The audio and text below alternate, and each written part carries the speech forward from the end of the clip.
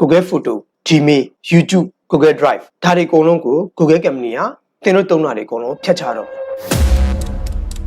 ဟာတကယ်ကြီးလားဟုတ်ပါတယ်ဗျဒီဇင်ဘာ1ရက်နေ့ကနေစပြီးဖြတ်ချတော့လူတိုင်းအကောင့်တွေဖြတ်မှာလားဆိုတော့မဟုတ်ပါဘူးဘယ်သူကနှစ်တက်တိုင်းအဲ့အကောင့်အသုံးမပြုဘူးလားအဲ့အကောင့်တွေအကုန်လုံးဖြတ်ချတော့မယ်လူတော်တော်များများ Gmail အကောင့်တွေနှစ်ခုသုံးခုလောက်ရှိအဲ့ဒါတွေအသုံးမပြုတာကြားတာကြီးလည်းရှိဖို့များတယ်ပေါ့နော်နှစ်စက်တိုက်အသုံးမပြုဘူးဆိုရင်နော်အဲ့အကောင့်တွေအကုန်လုံးဖြတ်တော့မယ်အဲ့လိုမျိုးဖြတ်တတ်တယ်မပါချင်နော်သင်တို့ရဲ့ Gmail အကောင့်တွေကိုမေးတစ်ဆောင်ဝင်စီဖြစ်တယ်မေးတစ်ဆောင်ဖတ်စီဖြစ်တယ်ဒါမှမဟုတ်အဲ့ Gmail အကောင့်နဲ့တွားပြီးသူများ YouTube ဗီဒီယိုလေးကိုတစ်ခုနှစ်ခုကိုတွားကြည့်ပြီးစီဖြစ်တယ်အဲ့လိုမျိုးဆိုရင်နော်လုံးဝမဖြတ်ပါဘူးအဲ့လိုမျိုးမလုပ်ဘဲနဲ့အသုံးပြုမှုမရှိဘူးဆိုရင်တော့အဲ့အကောင့်ကဖြတ်ခံရတဲ့ပါမှာပါဒီဇင်ဘာ1ရက်နေ့ကနေစမယ်နော်အားလုံးကိုကျွန်တော်သတိလမ်းပေးလိုက်ပြီးအကုန်လုံးမသုံးဖြစ်တဲ့အကောင့်တွေ Gmail တွေပြန်ဖွင့်ပေးတာဘာကြောင့် Gmail အကောင့်တစ်ခုဖွင့်ဖို့ကိုအရင်တော့လွယ်ကူပေမဲ့နောက်ပိုင်းလွယ်ကူခြင်းမှလွယ်ကူလိမ့်မယ်ရှိတဲ့ Gmail အကောင့်လေးတွေတန်ဖိုးထားပါ